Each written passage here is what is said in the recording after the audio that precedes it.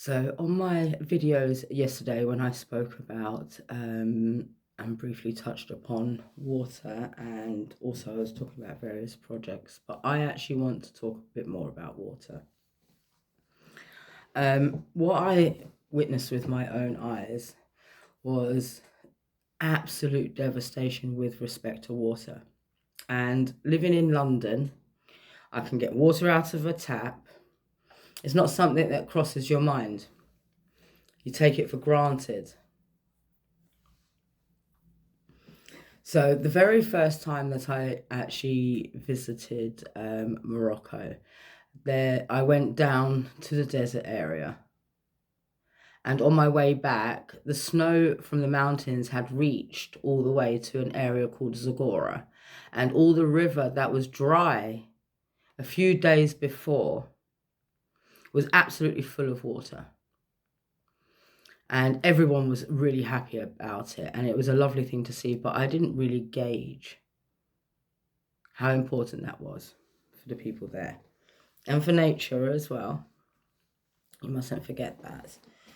So, because that was on the way back from the desert, and when I had got down to the desert, the last village on the road, there's a bridge that goes across what used to be a river, and it's completely dry. That river used to run through northern Morocco, and it used to feed a lake, which I believe is in the neighbouring country, and it fed a lot of wildlife.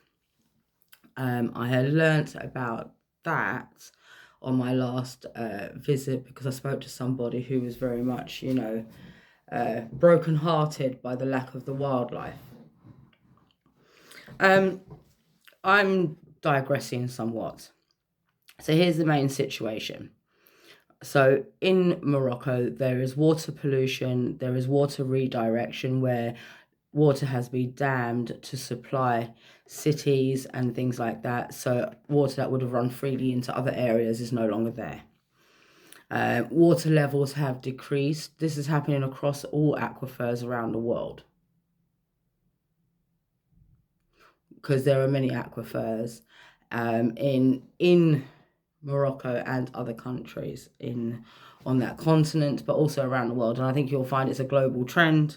And I don't like using the word trend, but it's happening. Our water levels are decreasing. Our aquifers are being emptied out. It's happening. I mean, for example, under Gaddafi, Libya, and I'm not sure if they're still doing it because I haven't looked into it, but under Gaddafi, Libya was pumping out the aquifers. And the pipes for those aquifers were bigger than this room. You know, if you was to turn this room into a pipe, they're bigger than that. So the rate of loss is significant. And this is happening not just on the continent that Morocco is on, but around the world. And these are natural water sources deep within the ground, things that I believe should be conserved.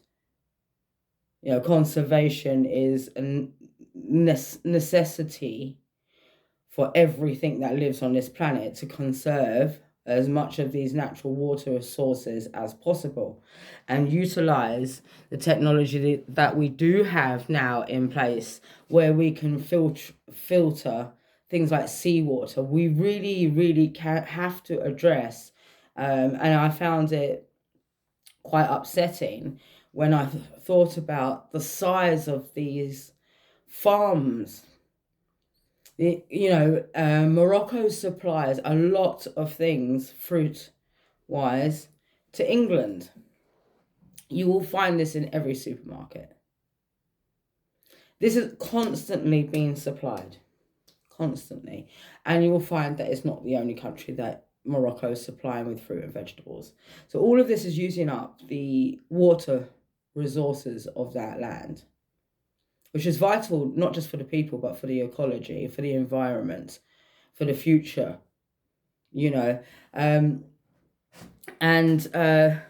So this water filtration thing is something that really, really should be taken seriously in that area especially. but also for the urban drinking water. But I'm thinking for export farming. This is large scale industrial farming for export. I think companies that are doing that have a responsibility to try to source water that is not going to affect the environment in which they're farming. So if they can do seawater filtration, then that should be an option. And it should be made, in my opinion, mandatory. These are areas, where we don't think about it, especially if we live, like myself, somewhere like London.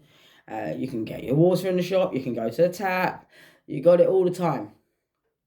It rains a lot, so you really don't think about it. But there are massive, larger implications for the destruction of natural water levels. A lot of amino acids, a lot of the smallest microbes, are also very, very much needed in the larger picture of life on this planet.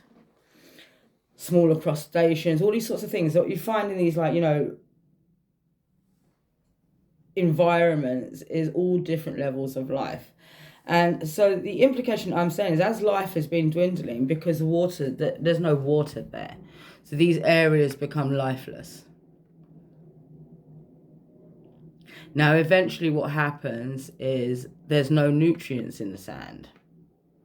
And that might sound a bit silly, but a lot of the sand from the Sahara, and you probably find it's the same from any desert around the world, will be a mixture of crustaceans and different parts of life, as well as bits of stone and all sorts of things like that will be going on in the sand. It's filled with nutrients and minerals. And what happens is our atmosphere in the world, it will pick up these nutrients and minerals. And the Sahara dumps so much of those nutrients and minerals on the world's lungs. That's the Congo, and that is also the Amazon. So it's fertilizing. It's like, here's some nutrients, and this is happening. There you go. Have some of that. Grow nicely. The thing is, what happens, and you must hypothesize it, what happens when that land is now lifeless and dead? How long before the nutrient-rich sand dwindles?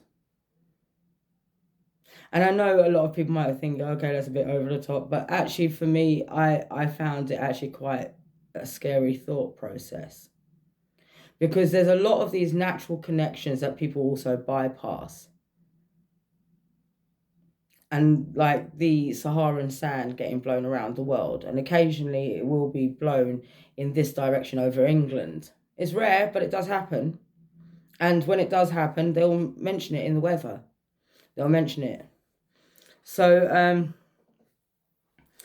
these sorts of larger scale connections, there's also the same thing going with the water levels. I mean, we have got an issue with seawater rising because we have glacier melts. It's what they call global warming, but you could look at it from a different perspective and say, well, the Earth has gone through hot and cold periods, warm and cold periods, but we are eking it on because of our activity. It's causing an imbalance. And when you start draining large scale drainage of natural water resources, you're starting a problem right there down at microbe level,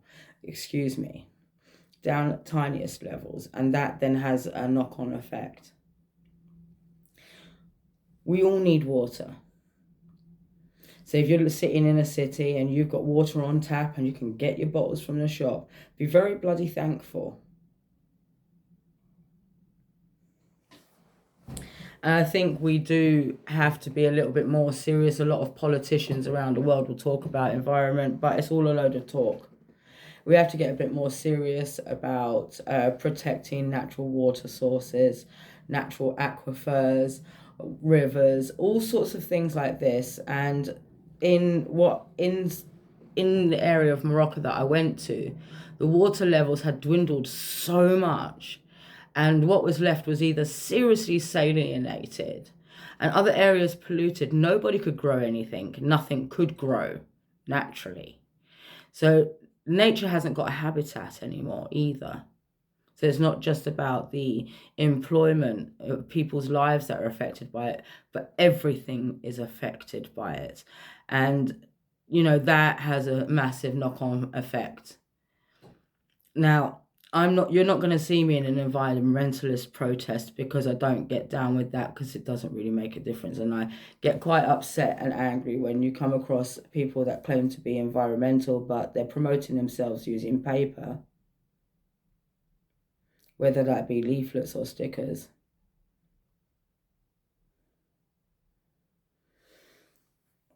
I think it's much more important that we start looking at solutions for what we can do right now to conserve what we have got.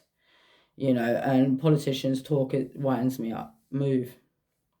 It's something that multinational companies and central banking need to start thinking about, because at the end of the day, what good is all of that you have there if we haven't got a planet to live on? Comprende?